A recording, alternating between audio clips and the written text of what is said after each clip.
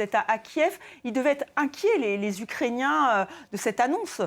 Tout à fait, c'est-à-dire que là, on vient de mentionner plusieurs éléments différents et l'élément qui est vraiment revenu le plus souvent ce soir, enfin même pendant cette journée, c'est le fait que l'Ukraine aujourd'hui a besoin des missiles américains antiaériens pour pouvoir se protéger, pour pouvoir protéger son espace aérien. Et c'est sûr qu'aujourd'hui, si les Américains décident de suspendre ce soutien en termes de missiles, notamment pour les systèmes patriotes, ça va créer de gros problèmes pour les capacités de défense aérienne. Après, lorsqu'on écoute des députés ukrainiens, notamment ceux qui sont dans le comité de la défense. Il y en a un d'ailleurs aujourd'hui qui a annoncé que l'Ukraine a encore suffisamment de stock pour les 6 mois à venir.